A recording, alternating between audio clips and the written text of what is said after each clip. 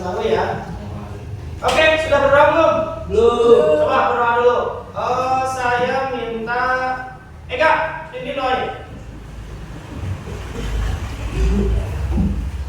Silakan ya. Belum siap. Belum aja. Belum aja.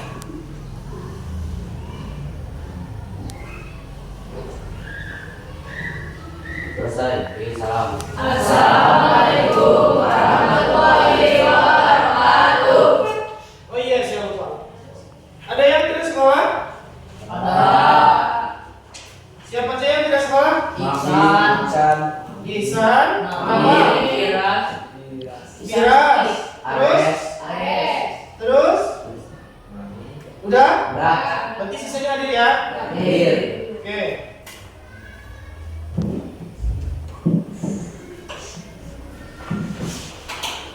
Baik, mumpung kita di awal pelajaran baru, saya akan memperkenalkan sebuah sistem. Sebenarnya kalian mungkin sudah paham.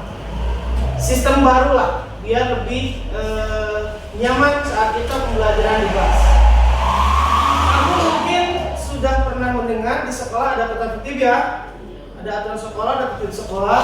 Biasanya kalian mematuhi itu, betul nggak? Betul. Nah, biar kita lebih nyaman, biasanya kan tata tertib kami guru yang membuat tata tertib tersebut, betul kan? Nah, sekarang kita ganti, bukan lagi tata tertib, bukan lagi peraturan sekolah. Kita buat yang namanya kesepakatan kelas, ya. Jadi kesepakatan ini nanti kita rubah menjadi sebuah keyakinan kelas. Contoh, misalkan seperti ini. Kalau misalkan kalian bawa motor ke kota, harus pakai helm nggak? Harus. Karena kamu takut polisi atau karena kamu takut kecelakaan? Polisi atau kecelakaan? Karena kita tahu helm itu melindungi kepala kita saat terjadi kecelakaan, maka kita tahu yakin mau ada polisi, mau nggak ada polisi, kita pasti pakai helm. Atau contoh, kalau mengambil barang orang lain itu haram, yakin nggak? Maka ketika nanti kamu melihat barang-barang, benda-benda orang lain, kamu ambil, pasti kamu yakini bahwa itu haram, dan saya yakin kamu tidak akan jadi untuk mengambilnya, betul nggak? Nah, kita rubah paradigma kita, pemikiran kita yang berubah.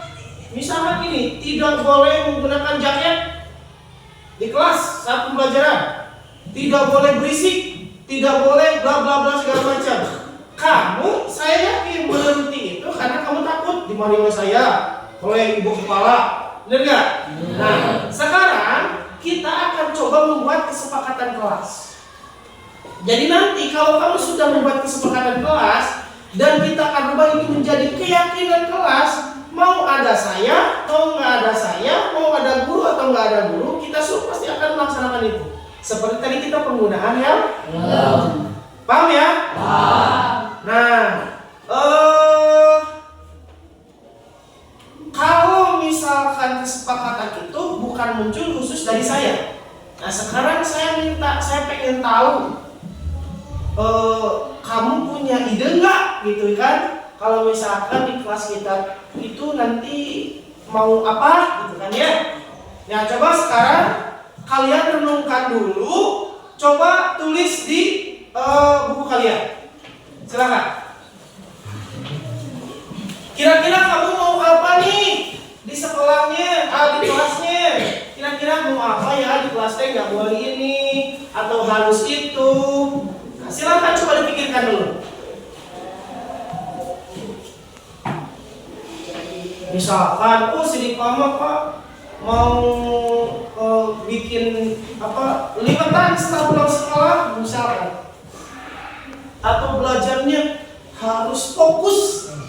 Silakan, apapun yang kalian pikirkan atau kalian harapkan supaya kalian bisa lebih nyaman belajar di dalam kelas kita. Udah dapat? Udah dapat? Oke. Kalau sudah dapat,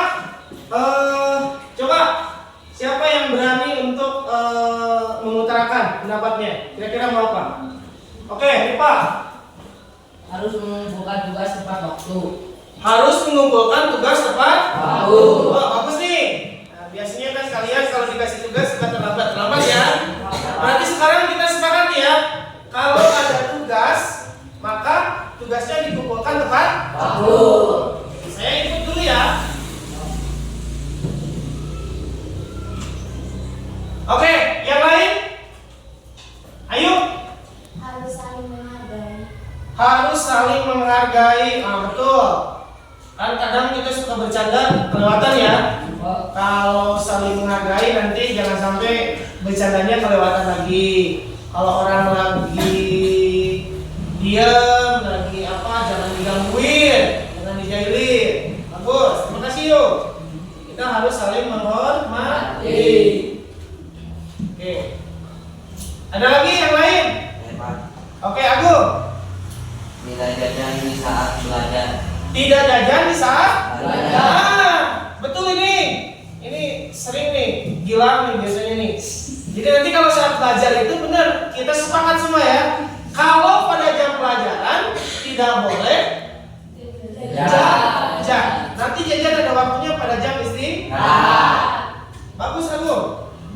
Jadi kita sepakat ya bahwa dalam waktu pelajaran tidak boleh jajan. Ada lagi yang lain? Wah ini cowok semua nih. Oke silakan nih. Menjaga kebersihan. Menjaga Siap. Nah, biasanya kalian kalau sudah jajan di kantin, makanannya dibawa ke kelas, bekasnya suka dibuang sembarangan ya. Nah, sekarang berarti kita semua sepakat. Selain ada petugas piket, kita juga harus saling menjaga kebersihan. Betul, betul Li. Jadi nanti Lili harus jadi pelopor nanti nih yang menjaga kebersihan di kelas. Jadi kalau ada sampah-sampah, siapapun itu yang melakukannya atau membuangnya mungkin lupa, segera ambil lalu buang ke tempat sampah. Oke, bagus. Ada lagi? Oke, Delia. Masuk tepat waktu, Pak. Masuk tepat Waktu. Ah, bener ya.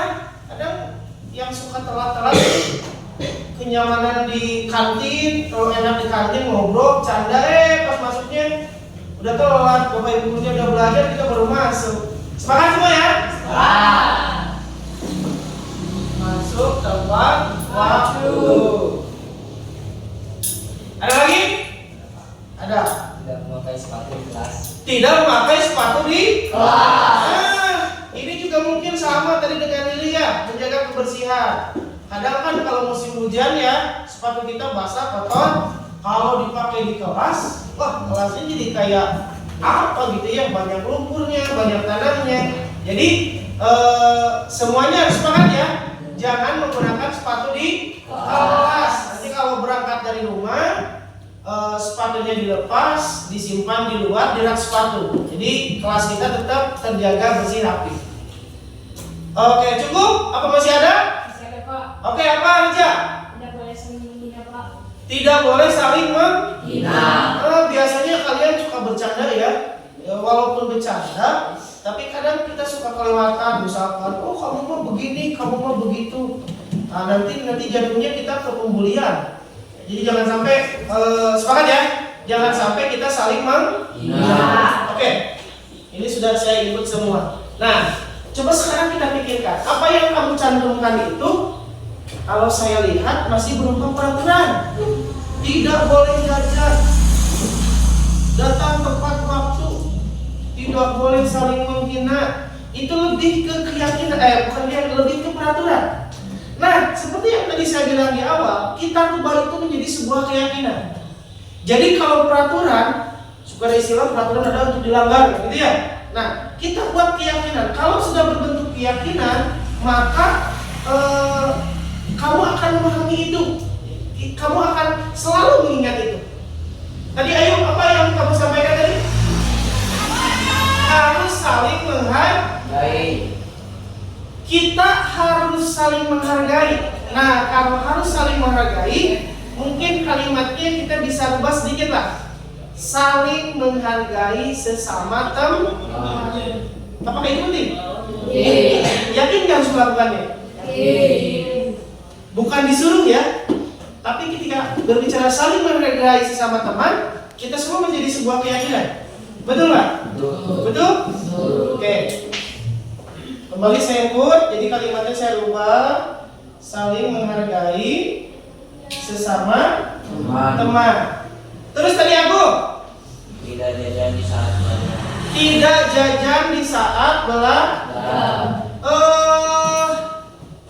Mungkin kita bisa merubahnya. Jajanlah pada jam istirahat. Benar nggak? Ya kan? Jadi kalau kita sudah tahu waktunya jajan, ya sudah. Kalau belum istirahat, ya belum waktunya jajan. Gitu ya. Nanti kita rubah, berarti dirubah keyakinan kita bahwa jajan itu harus pada jam istirahat. Atau mungkin pagi hari, biar aku pagi-pagi sudah jajannya. Atau nanti setelah pulang sekolah. Karena terlalu banyak jajan juga nggak baik ya. Jadi nanti kita sepakat ya. Jadi pertama, saling menghargai sesama teman. Kemudian jajan pada jam istirahat. Oke, terus tadi dulu Menjaga kebersihan. menjaga kebersihan. Oh, mungkin tadi sama ya, sama Irfan ya. Kalau kita kaitkan dengan sebuah hadis bahwa kebersihan sebagian dari iman. Yakin ya? Yakin. Berarti kalau kelas kita kotor, maka keimanan kita sedikit luntur atau sedikit berkurang. Makanya semua orang harus menjaga kebersihan. Yakin ya? Kita bikin ya kalimatnya menjadi kebersihan sebagian dari iman. Nah, berarti kalau nanti kelasnya kotor, maka keimanan kita sedang berkurang saat itu. Maka kita harus memperbaiki lagi, merecovery lagi dengan membersihkan lagi kelas. Terus tadi siapa ya? Delia? Masuk tepat waktu. Kalau menurut saya lebih bagus adalah datang lebih awal. Kalau tepat waktu kita masuk jam 7.30, berarti jam 7.30 baru masuk. Karena tepat waktu. Berarti kita harus datang lebih awal. Bisa ya? Datang lebih awal. Kalau masuk jam 7.30 berarti jam 7.15 kita udah di sini. Atau jam 7.20 kita udah di kelas, udah siap. Ya kan? Asal jangan istirahat lebih awal aja. Ya. Jadi kita masuk lebih awal. Berarti masuk lebih awal. Tadi Irfan sudah ya sama dengan Lili. Kemudian siapa aja? Tidak boleh saling menghina. Mungkin tadi sama ya, sama Ayu secara esensinya menghargai sesama teman. Tidak boleh saling menghina, saling menghormati, saling menghargai. Bisa diganti tuh, saling menghormati, saling menghargai sesama teman. Ya, jadi nggak boleh saling menghina, nggak boleh ledek-ledekan terlalu berlebihan.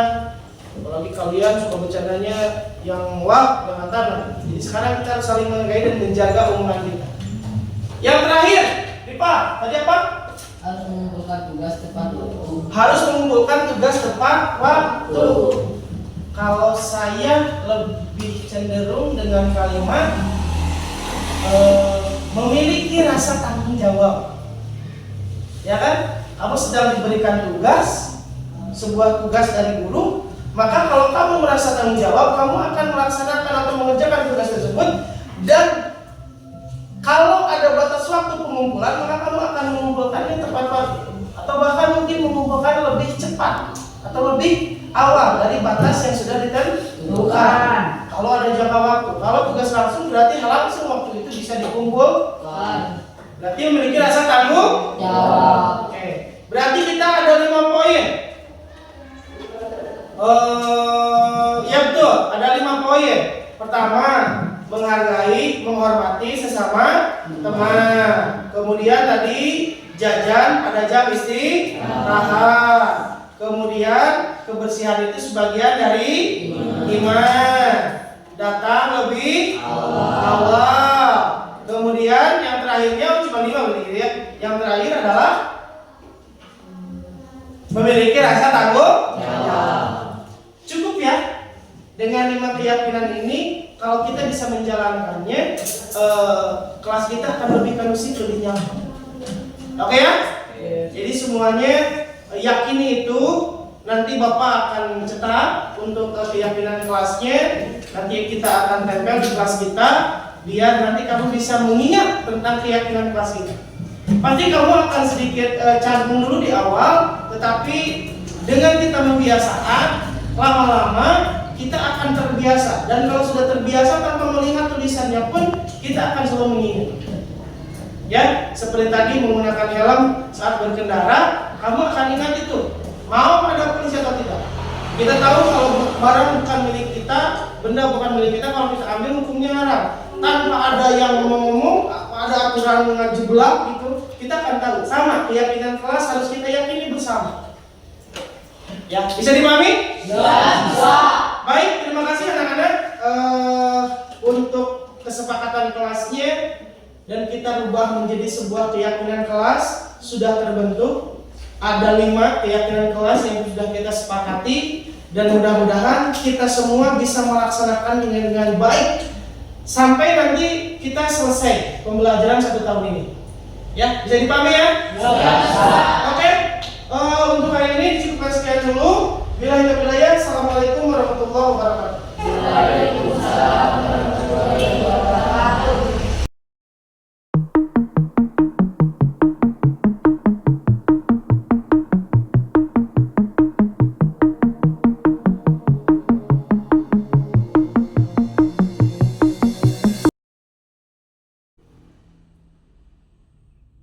Rasya, saya melihat kamu itu seperti gelisah ketika saya panggil ke ruangan ini. Maaf Pak, saya sedikit agak takut. Kenapa kamu takut? Saya takut jika saya telah berbuat salah Pak. Lalu apakah kamu sudah menyadari kenapa kamu saya panggil ke sini? Ya, saya sudah tahu karena saya telah mengambil uang jajan Resti tadi di kelas. Baik, jika kamu sudah menyadarinya. Sebetulnya tidak apa-apa ketika kita melakukan kesalahan, itu manusiawi. Namun, sekarang kita coba pikirkan, apakah yang kamu lakukan itu adalah perbuatan yang baik? Tidak Pak, saya sadar yang telah saya lakukan adalah kesalahan. Tapi Kenapa? saya merasa tertarik untuk mengambil uang tersebut karena Resti sering meninggalkan uang di dalam tas, tapi tidak ditutup rapi sehingga saya hilaf Pak. Nah, sekarang coba kita kaitkan dengan keyakinan kelas kita yang telah kita sepakati. Apa sih yang sekiranya kamu lupakan atau harus diperbaiki?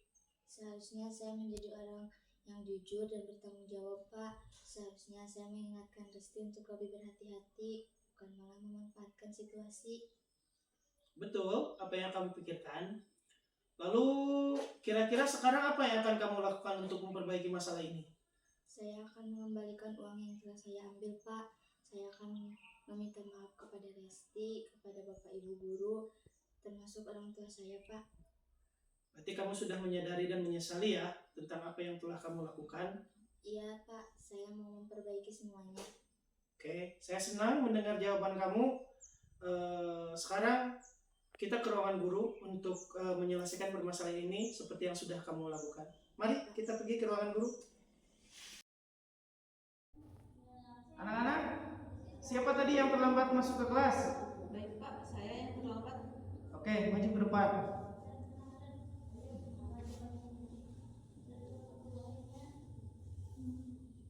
Begini, tadi saya mendapatkan laporan dari Ibu Iwan. Katanya kamu terlambat masuk ke kelas setelah istirahat pada jam mata pelajaran Ibu Wanita. Apakah itu betul? Iya Pak, saya tadi yang terlambat masuk kelas. Kenapa bisa terlambat? Biasanya kamu Saskia tidak pernah terlambat masuk ke kelas. Iya Pak, tadi saya terlalu asik ngobrol, jadi saya lupa masuk ke kelas. Oke, karena terlalu asik ngobrol ya. Ini sebetulnya tidak apa-apa kamu terlambat masuk ke kelas. Itu wajar untuk dilaksanakan. Hanya coba kita lihat apakah apa yang kamu lakukan tadi sejalan dengan keyakinan kelas kita atau kesepakatan kelas kita? Tidak Pak, saya melakukan kesalahan karena terlambat masuk ke kelas. Yang kamu sadari kesalahan apa yang kamu lakukan? Saya terlalu terlalu asik ngobrol Pak, jadi saya tidak masuk kelas tepat waktu. Oke, karena tak suka ngobrol ya, karena kamu mungkin terlalu senang di kantin, nyaman, ngobrolnya kelamaan. Oke, nggak apa-apa. Nah, sekarang kira-kira untuk menyelesaikan permasalahan ini apa yang akan kamu lakukan? Saya akan meminta maaf Pak kepada Ibu Yuanita. Minta maaf kepada Ibu Yuan. Nah, menurut kamu apakah itu sudah cukup? Tidak Pak, tapi saya berjanji tidak akan mengulangi kesalahan tersebut di kemudian hari. Oke, Bapak harap itu bisa kamu lakukan ya. Setelah saya panggil ini, nanti kamu minta maaf kepada Ibu Yuan. Kemudian di kemudian hari, jangan sampai kamu mengulangi atau kejadian yang sama. Ya, nanti jangan terlalu asik ngobrol lagi di kantinnya. Setelah jam masuk, langsung masuk ke kelas. Bisa dipahami? Siap, bisa Pak. Oke, terima kasih. Silakan kembali ke kelas.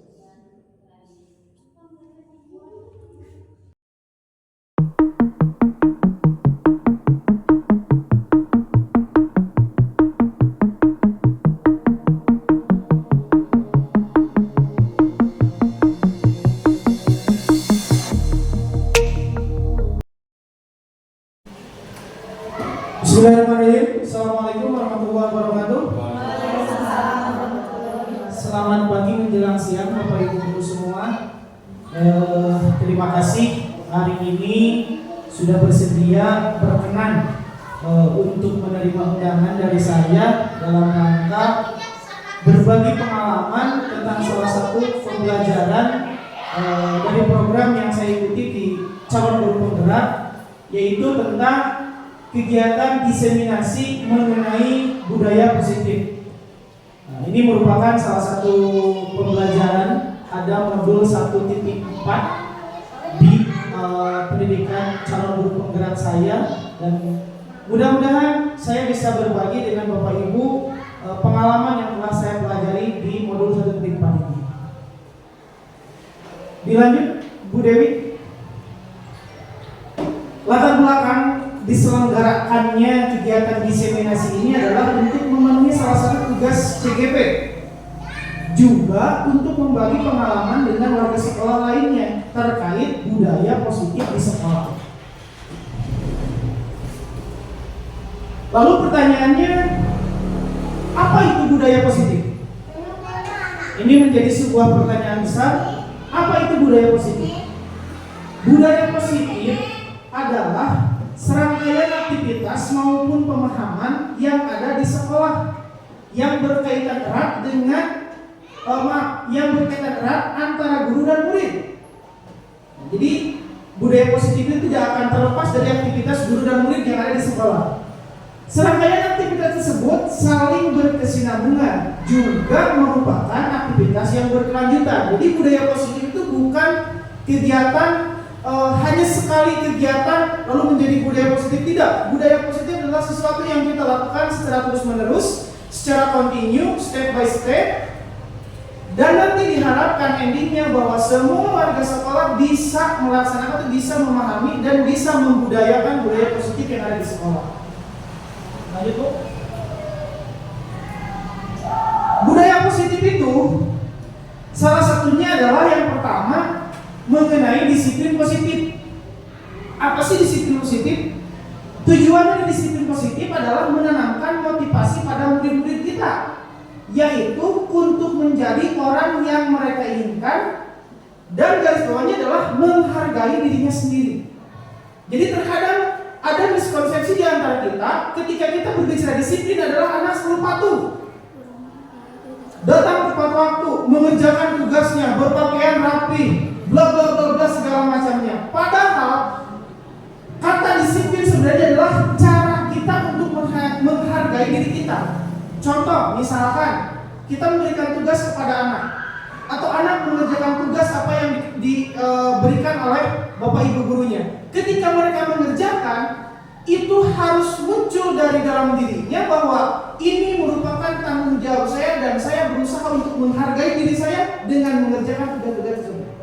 Jadi ini miskonsepsi mungkin termasuk saya pribadi kesalahan kita dalam memahami konteks kata disiplin ini. Lanjut, Bu. ketika anak disuruh untuk mengerjakan tugas, menurut teori motivasi akan ada dua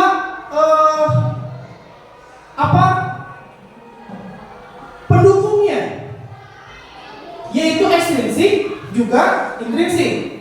Nah, yang ekstrinsik ini ketika anak mengerjakan tugas atau melakukan suatu tindakan yang diinstruksikan oleh sekolah secara langsung oleh guru ataupun melihat tata aturan yang ada di sekolah, yang pertama menghindari hukuman. Contoh kecil, upacara bendera menggunakan seragam putih-putih. Anak akan menggunakan seragam putih-putih, salah satu faktornya adalah karena takutnya ada sanksi-kah ketika tidak menggunakan putih-putih? Apakah nanti sanksinya berbentuk misalkan tulisan atau apakah? Mereka takut sehingga menggunakan seragam putih-putih atau mentaati aturan yang ada. Nah, itu bukan merupakan konsep disiplin yang sejatinya. Atau yang kedua, untuk mendapatkan imbalan, lomba kelas, siapa kelas yang paling bersih? Kelas ini misalkan di kelas 7A, kelasnya paling bersih. Motivasi mereka karena kalau juara 1 itu dapat uang misalkan 1 juta, atau dapat piala, atau dapat sertifikat. Motivasi mereka bukan karena kelasnya ingin bersih, melainkan hanya sebatas ingin mendapatkan imbalan. Dan ini miskonsepsi yang salah antara baik kita selaku pendidik maupun peserta didik. Yang betul itu ketika konsep disiplin dijalankan harus yang intrinsik, yaitu dengan menghargai diri sendiri. Kita tahu kalau misalkan bapak ibu di rumah pulang dari sekolah, badan udah lusuh, udah kotor, udah keringetan, apa yang bapak ibu lakukan? Apakah santai saja? Apa mandi untuk bersih-bersih? Mandi. Kenapa harus mandi dan bersih-bersih? Menghargai diri sendiri. Dan ketika ibu tidak mandi pun tidak akan ada orang yang menegur. Tetapi kita tahu, oh badan kita kotor, harus mandi. Makanya cara kita menghargai diri kita adalah dengan melakukan itu. Konsep ini Bapak Ibu yang harus kita tanamkan ke peserta didik. Jadi ketika ada sampah yang jatuh itu bukan oh takut dimarahin ibu guru, tidak. Oh ada sampah ini harus kita ambil dan kita buang ke tempat sampah. Itu makna disiplin yang sebetulnya. Yang mungkin selama ini kita belum bisa menerapkan itu ke peserta didik. Bahkan kita sendiri pun masih memiliki miskonsepsi tentang makna disiplin. Jadi mungkin setelah adanya diseminasi ini, mudah-mudahan ke depan kita bisa melakukan refleksi terhadap diri kita dan melakukan perbaikan ke depan. Lanjut berani. Kemudian teori motivasi tersebut baik yang intrinsik maupun yang intrinsik itu berawal dari nilai-nilai kebajikan universal. Kenapa universal? Karena kalau universal, mau nilai kebajikan ini dibawa kemanapun, semua orang bisa mengadaptasinya. Kata universal di sini adalah umum. Ketika kita sudah bicara tentang kebajikan universal, artinya ketika kita berada di sekolah yang lain pun, di daerah yang lain pun, bahkan di negara yang lain pun, konsep kebajikan ini tetap bisa diterima. Makanya disebutnya kebijakan universal. Disiplin sebagai bentuk kontrol diri, yaitu belajar untuk kontrol diri agar dapat mencapai suatu tujuan mulia. Tujuan mulia di sini mengacu pada nilai-nilai atau prinsip-prinsip mulia yang dianut seseorang. Kita menamakan nilai tersebut sebagai nilai-nilai kebajikan virtuis yang universal. Sekali lagi, kebajikan-kebajikan di sini bersifatnya umum atau universal. Nilai-nilai kebajikan universal sendiri yang berarti nilai-nilai kebajikan yang disepakati bersama. Ingat Bapak Ibu, konteksnya harus disepakati bersama. Ketika kita melakukan sebuah kebijakan universal, baik itu kesepakatan kelas ataupun kesepakatan sekolah, bukan toh jadi produknya kita sodorkan terhadap peserta didik. Tetapi kita bicarakan dengan peserta didik apa yang akan menjadi kebajikan-kebajikan universal tersebut secara bersama-sama. Nilai-nilai ini merupakan payung besar. Artinya, ketika kita sudah menerapkan itu, semua orang punya satu pemahaman yang sama, yaitu kesepakatan yang sudah disepakati tadi. Dilanjut, Bu Dewi. Salah satu bentuk kebijakan universal yang kita pelajari di sekolah, khususnya di dunia pendidikan, adalah tentang profil pelajar Pancasila. Yang 6 di sini, beriman bertakwa kepada Tuhan Yang Maha Esa dan berakhlak mulia. Ketika berbicara beriman bertakwa kepada Tuhan Yang Maha Esa, tidak hanya berbicara seorang Muslim, bisa diterima juga oleh ibu, bisa diterima juga oleh misalkan yang beragama Buddha, bisa diterima juga oleh yang beragama Konghucu. Artinya kebijakan ini adalah bersifat universal dan bisa diterima oleh lintas agama, lintas ras, lintas daerah.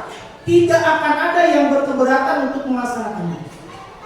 Beda ceritanya misalkan harus rajin bersedekah, yang mungkin hanya untuk beberapa orang atau beberapa kaum saja. Ya, tetapi ketika menggaungkan profil pelajar Pancasila, maka segenap siswa dari Sabang sampai Merauke bisa melaksanakan kebajikan-kebajikan ini.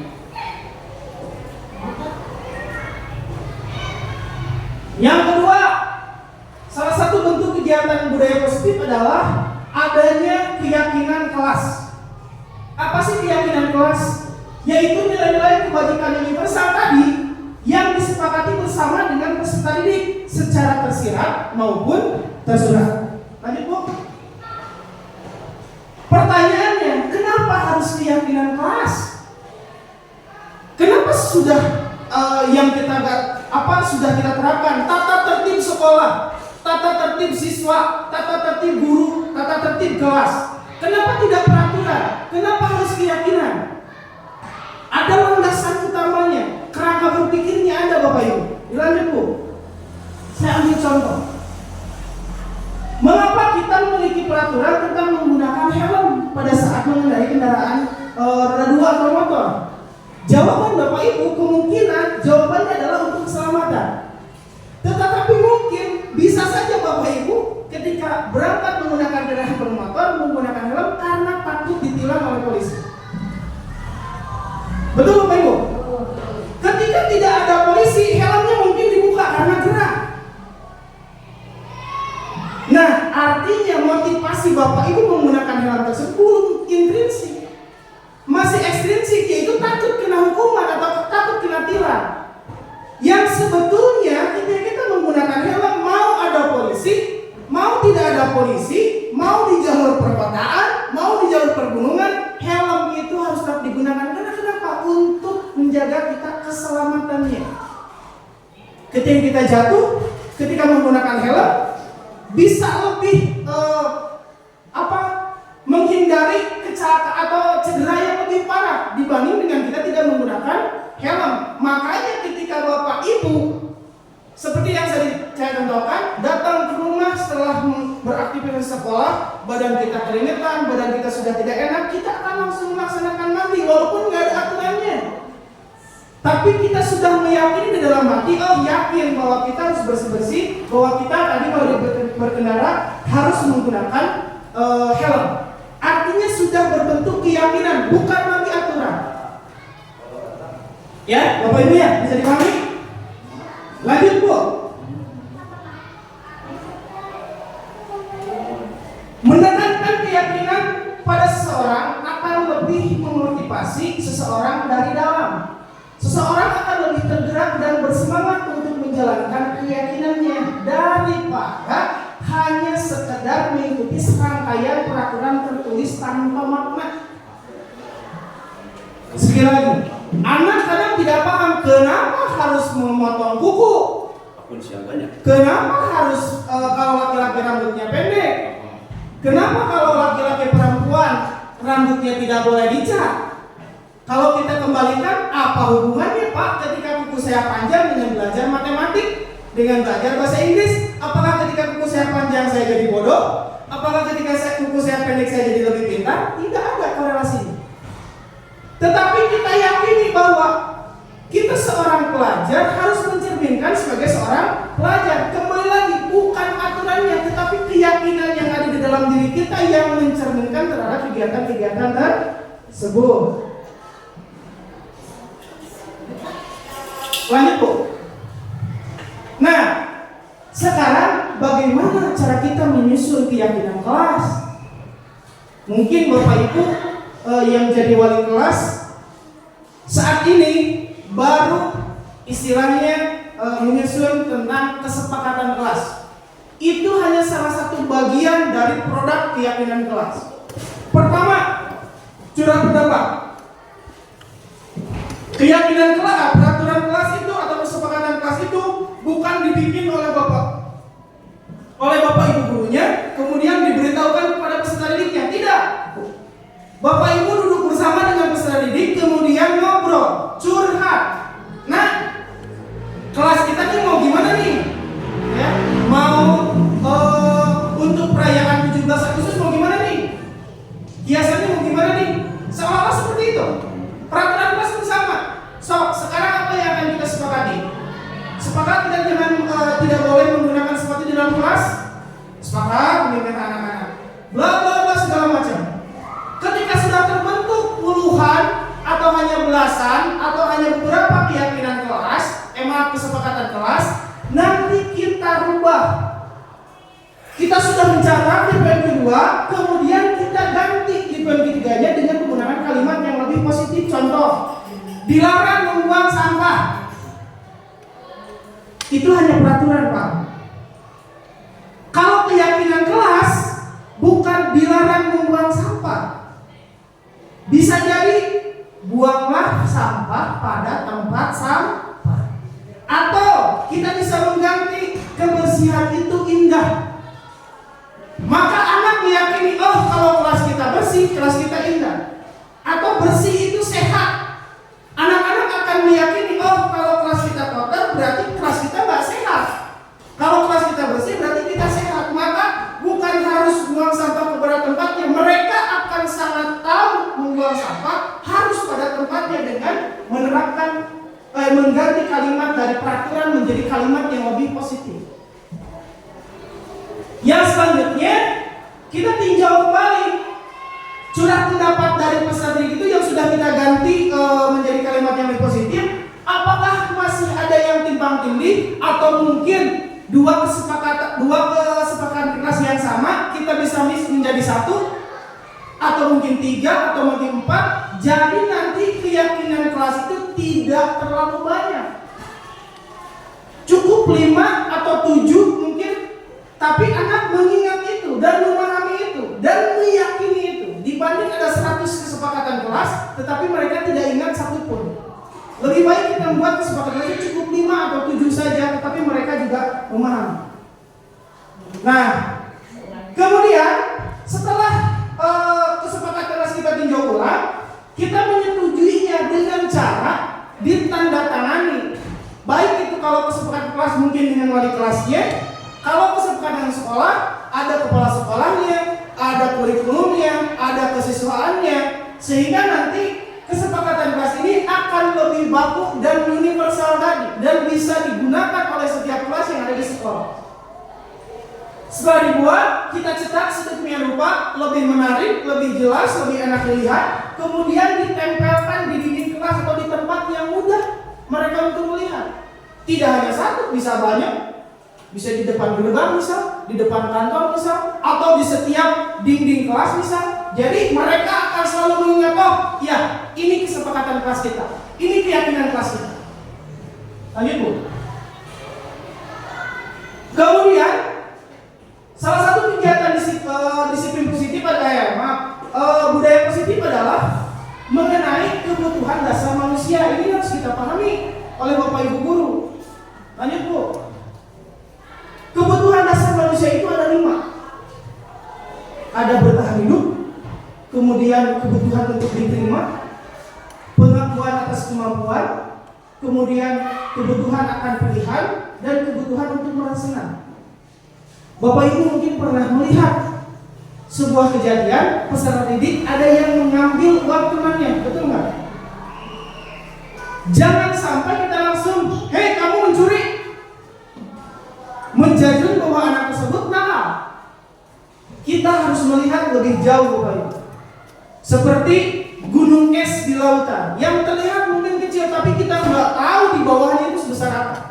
Kenapa? Bisa jadi ketika anak tidak terpenuhi. Kenapa tidak terpenuhi? Mungkin dia lapar, dari rumah belum makan, uang tidak ada, melihat kesempatan uang temannya ada, menganggur misalkan, temannya kurang rapi untuk menyimpannya, adalah kesempatan diambil digunakan untuk jajan atau untuk makan. Apakah murni kesalahan toh? Tidak, Bapak Ibu. Artinya salah satu kebutuhan hidup peserta didik tersebut belum terpenuhi, dan kita selaku Bapak Ibu guru harus jeli untuk melihat hal-hal tersebut. Kemudian kebutuhan untuk diterima. Nah, ini lebih sensitif Bapak Ibu. Contoh kecil misalkan Pak Asep mengajar PAI. Ada salah satu anak yang belum bisa mengaji, Pak Asep. Maka tidak bisa mengatakan kamu teh kemana wae bisa didikieu saya bisa ngaji. Kita tidak tahu faktor apa yang dialami peserta didik tersebut di rumah. Dan mereka ingin tetap diterima, ingin tetap satu kelompok dengan orang-orang yang sudah bisa mengaji. Dan kita harus memfasilitasi supaya mereka tidak mengalami kesenjangan, baik secara lahiriah ini atau secara kebutuhan mental mereka di lingkungan belajar. Kemudian pengakuan atas kemampuan, penguasaan. Kadang Bapak Ibu kita terlalu mendoktrin peserta didik. Harus sekarang ada kegiatan 17 Agustus, kegiatannya harus ini, lombanya harus ini. Biarkan mereka untuk berekspresi Bapak Ibu. Misalkan, Pak, sekarang mau belajar matematik teh jangan di kelas bebas. Saya pengen belajarnya langsung menghitung bangunan. Itu mereka sedang mencari tentang yang namanya kekuasaan atau pengakuan atas kemampuannya. Mereka ingin mengatakan bahwa saya bisa. Kemudian kebutuhan akan pilihan bebas. Pak, sekarang kita belajarnya di lapangan Pak, biar santai. Atau Pak, sekarang belajarnya jangan terlalu formal Pak, bisa menggunakan aktivitas yang lain. Mereka ingin merasa bebas. Kemudian kadang contoh setelah kita di gerbang, anak itu kenapa sih pengen keluar? Jawabannya satu Pak, mereka ingin bebas, tidak mau dikekang.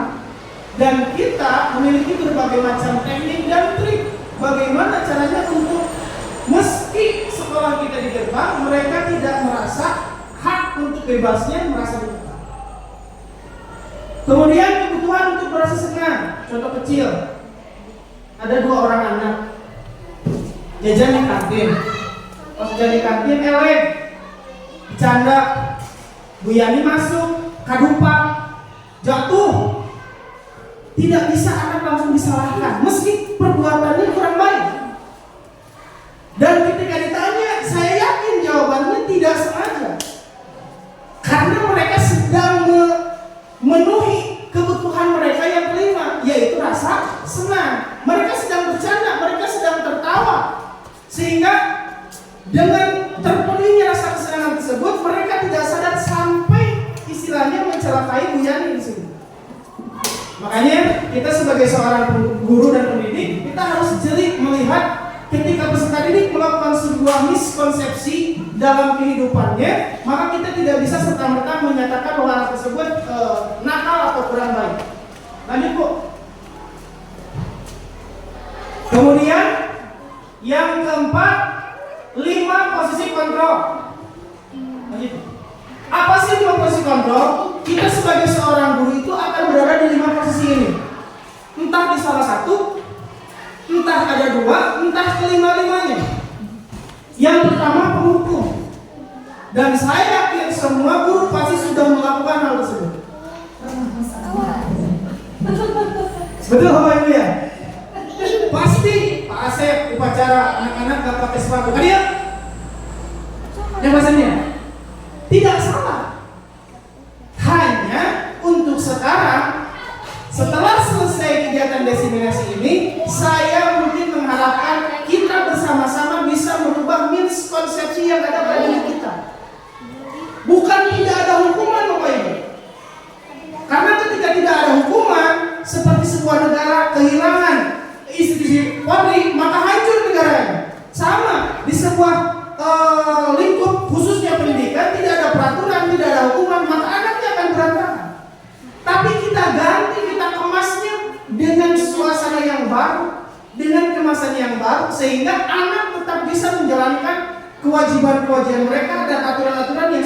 diterapkan di sekolah dengan tadi keyakinan kelas atau keyakinan sekolah.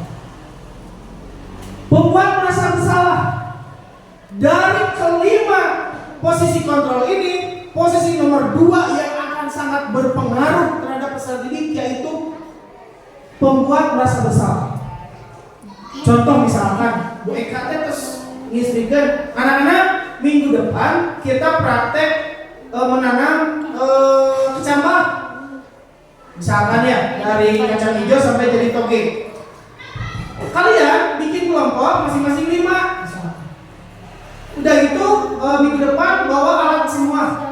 Baik dari misalkan pakai gelas plastika, medianya kah, dari kapasnya, kemudian kecambahnya sudah dipersiapkan sedemikian rupa. Baik Bu, kata anak-anak. Minggu depannya ada satu kelompok yang tidak bawa. Bu Eka berkata seperti ini, kalian mengecewakan ibu.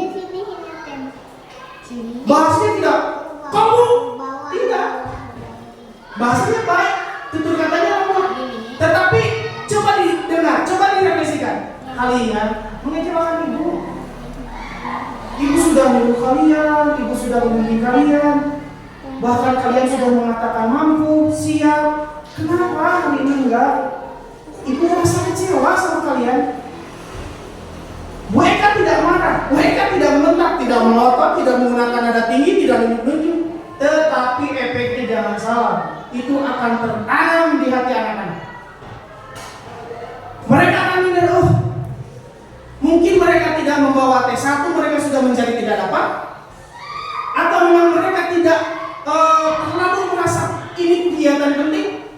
Atau banyak alasan yang lain. Tetapi mereka akan merasa, iya, saya sudah mengecewakan ibu guru. Efeknya bisa baik, tetapi buruknya lebih banyak dibanding yang baik. Mereka akan mungkin depresi, mungkin tertekan. Bisa jadi efek yang paling beratnya adalah mereka bisa menghilangkan yang mereka sendiri. Karena kurang mengecewakan Bu Eka ini. Era Bu Eka. Nah, itu menjadi sebuah momen yang sangat menyeramkan. Dan jangan sampai kita ada di posisi yang kedua. Posisi yang pertama mengukur menurut saya efeknya hanya di luar, emosi sesaat. Tetapi pembuat merasa bersalah, efeknya jangka panjang dan mungkin bisa jadi seumur hidup. Jadi mohon Bapak Ibu ketika sudah melihat materi di sini, mudah-mudahan kita bisa memperbaiki lagi, bisa saling mengingatkan dan bisa saling mengkoreksi apabila kita melakukan sebuah posisi kontrol yang salah kepada peserta didik. Kemudian teman itu seperti apa? Teman itu adalah orang yang bisa mengerti kita. Nah, kita memposisikan peserta didik ketika melakukan kesalahan, oke nggak apa-apa. Ayo, kata Bu Yadet, yuk sama ibu. Coba lihat, tadi kamu kenapa? Ini Bu bisa tadi pintu tadi saya nggak sengaja nendang. Kamu ngapain cek Bu Yadet? Kata Jo pantauan ketika Excelnya copot. Posisi teman bukan menjaga siapa? Atau kamu enggak? Oh, nggak apa-apa. Yuk sama ibu, coba lihat tuh gimana sih, bisa dibenerin nggak? Oh bisa. Nah, posisinya sebagai seorang teman. Positifnya ada, tapi negatifnya juga ada Bapak Ibu. Apa negatifnya? Peserta didik akan merasa ketergantungan.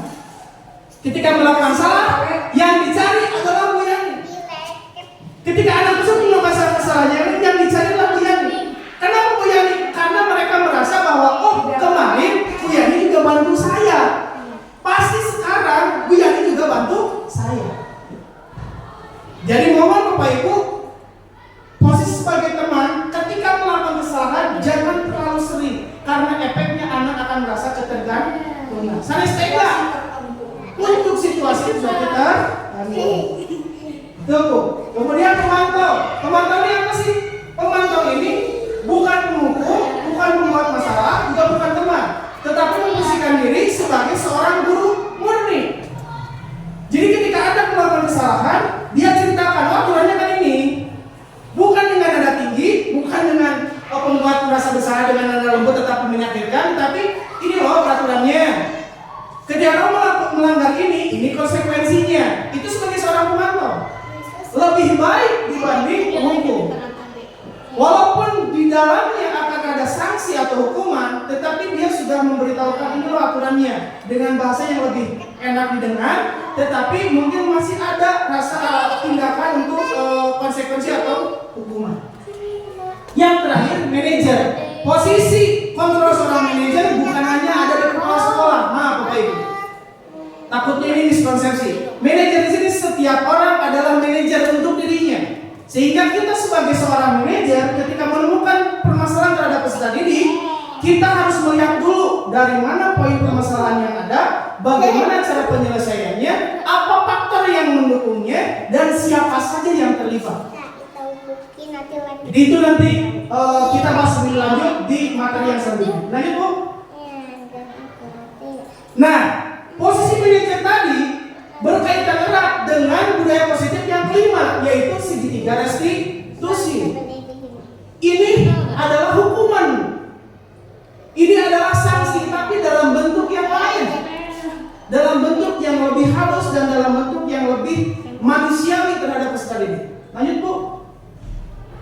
Segitiga restitusi adalah proses menciptakan kondisi bagi murid untuk memperbaiki kesalahannya. Jadi bukan mencari siapa yang salah, bagaimana cara penyelesaiannya, tapi bagaimana cara kita memperbaikinya. Sehingga karakter mereka lebih kuat ketika kembali pada kelompoknya. Jadi ketika mereka melakukan kesalahan, mereka menyadari sendiri, oh iya Pak, saya salah. Dan mereka tahu salahnya apa. Beda ketika proses hukuman, kita nggak nanya, kamu tahu salah kamu apa? Enggak. Pokoknya kamu salah, berdiri di lapangan, sudah selesai. Tapi di restitusi tidak. Lanjut Bu. Ada tahapan-tahapannya. Ada 3 tahapan. Yang pertama, menstabilkan identitas. Yang kedua, validasi tindakan yang salah. Dan yang ketiga adalah menanyakan keyakinan kelas. Validasi, menstabilkan identitas. Kenapa? Contoh, ada 2 anak garut datang ke kantor lah dicarikan heula. Mana ruangan mereka itu? Mereka sedang ada dalam kondisi emosi tinggi, hitam. Ibarat nama seneu keur ngagugudag urang di banyu Bu. Bensin lain cager kalau bagi meledak dengan barang bayi mereka di garbotan. Ya, banyak kejadian siswa gelut di guruna keur emosi dan geus ngomong hampura sarupa. Nah, posisi kita untuk menstabilkan identitas. Apa sih identitas? Identitas sebagai seorang manusia yang baik. Ketika mereka gelut, kayak kejadian tadi, ada anak yang disimpulkan gitunya ke temannya, ada yang satu nangis. Posisi kita bukan langsung ngarahin anak yang nyintiknya seharusnya. Kita ngobrol, kenapa sih kamu nyintik? Alasannya apa? Kan tadi tahu ya, oh iseng sebenarnya Pak, nggak ada niat yang lain, hanya iseng. Nah, posisi kita ketika menstabilkan identitas harus nanya. Bahasa nama kita, tidak apa-apa kamu melakukan kesalahan. Tetapinya ini. Jadi hati-hatinya gini Bu, kalau restitusi. Bukan, wah kamu seperti ini, salah, tidak. Tetapi lebih, kamu bukan orang pertama kok yang melakukan kesalahan. Atau tidak apa-apa kamu melakukan kesalahan. Hanya hati-hati. Konotasi dalam menjalankan segitiga restitusi bisa jadi bisa bermata dua untuk kita. Kenapa? Contoh, misalkan ada anak yang merokok. Ketika datang ke sekolah, kita menerapkan segitiga restitusi, cek Bu Yani teknya. Tidak apa-apa kamu merokok. Cek anaknya, kata Bu Yani juga tidak apa-apa ya. Tapi ini Bapak Ibu, lanjutan dari kalimat tidak apa-apa ini yang penting. Tidak apa-apa kamu merokok, hanya kaitkan langsung dengan tindakan yang salahnya atau keyakinan kelasnya. Kamu yakin nggak bahwa ketika kamu merokok itu kamu melakukan sesuatu yang baik dan benar? Kamu sudah tahu konsekuensinya. Kamu sudah tahu apa nilai baik dan buruknya. Sehingga mereka akan, oh iya, ketika saya merokok A, B, C, D, resiko yang akan didapat, ya mereka sudah memahami. Setelah distabilkan, validasi tindakan yang salahnya. Contoh tadi misalnya garut atau tadi menyintrek di kantornya, ada yang menyintrek. Kita validasi, kamu merasa salah atau enggak? Kira-kira kamu salah atau tidak? Misalnya, iya Bu, Pak, salah. Apa salahnya? Menyintrekkan bebaturan. keluarnya bukan dari kita, hanya salah di situ aturan tidak, tapi keluar dari diri mereka sendiri. Sehingga oh ya benar, ketika saya melakukan hal yang salah di kemudian hari, berarti saya melakukan kesalahan lagi nanti di kemudian hari. Setelah menyelesaikan tindakan yang salah, kita tutup dengan menanyakan keyakinan.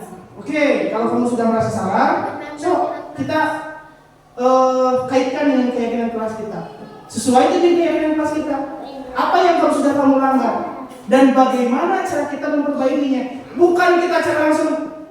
Siapa yang nama? Silahkan. Jangan dulu, Pak. Kita tanya ke anaknya yang jadi tersangka, kalau tersangka bersama yang jadi korban.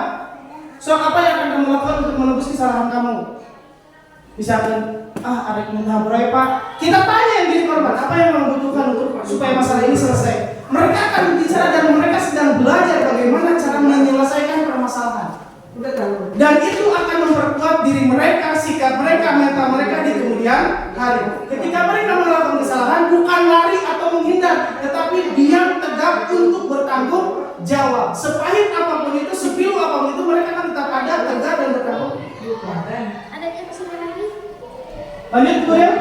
Nah ini salah satu contoh.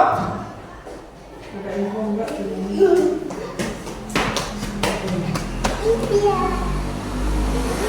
Kamu gimana? Nggak tahu. Sedih kok.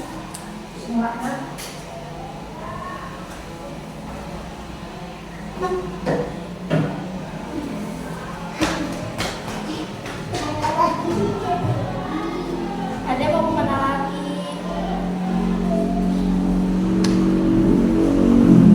Ada belum? Itu. Ini mama ya, karena masuk ke Sensel, jadi suaranya nggak keluar ke laptop. Mohon maaf. Ini salah satu bentuk kegiatan kemarin saya melakukan sebuah biar aja bergerak. Sebuah kegiatan mengenai segitiga restitusi. Jadi intinya ketika anak tersebut melakukan sebuah kesalahan, kita memberikan pertanyaan-pertanyaan untuk menggiring mereka supaya menemukan solusi yang baik itu apa sih.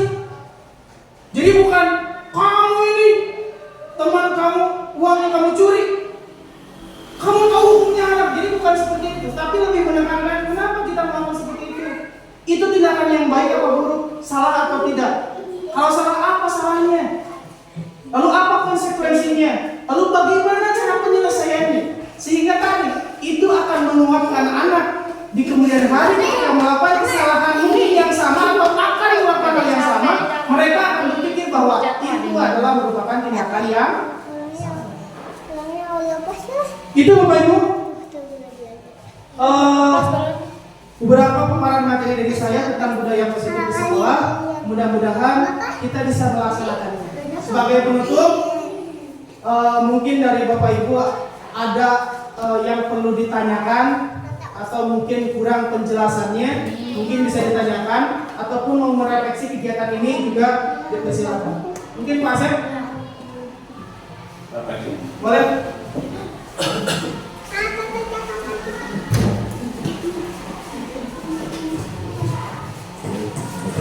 Assalamualaikum warahmatullahi wabarakatuh. Insyaallah pada kesempatan ini saya akan merefleksi daripada paparan materi tentang budaya positif di sekolah yang telah disampaikan oleh Bapak Adi Sudarja SPT, yang mana setelah saya menyimak paparan-paparan beliau, itu yang pertama sangat jelas dan mudah dipahami apa yang beliau sampaikan. Kemudian setelah saya mendengar apa yang dipaparkan tadi, memang kita semua tidak bisa dipungkiri ya Pak Adi, kita semua tidak bisa dipungkiri ke belakang itu kita ketika siswa berbuat kesalahan yang kita tanamkan, yang kita terapkan dua, pertama hukuman, yang kedua konsekuensi. Semua guru saya melihat seperti itu, ya. Semua guru saya melihat seperti itu. Pertama hukuman, yang kedua konsekuensi. Setelah kita mendengarkan paparan-paparan tadi tentang budaya positif, oh ternyata di samping ada hukuman dan konsekuensi, ternyata ada restitusi. Dan saya memahami ternyata restitusi itu satu hal, satu jalan untuk menumbuhkan keyakinan, untuk menumbuhkan jati diri seorang peserta didik.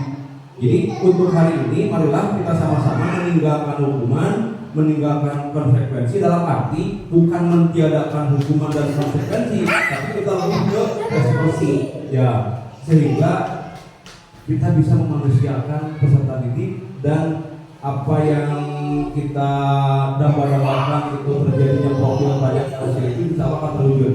Dan kemudian kalau kita sambungkan materi tadi itu sinkron dengan pendidikan emosional, sosial emosional.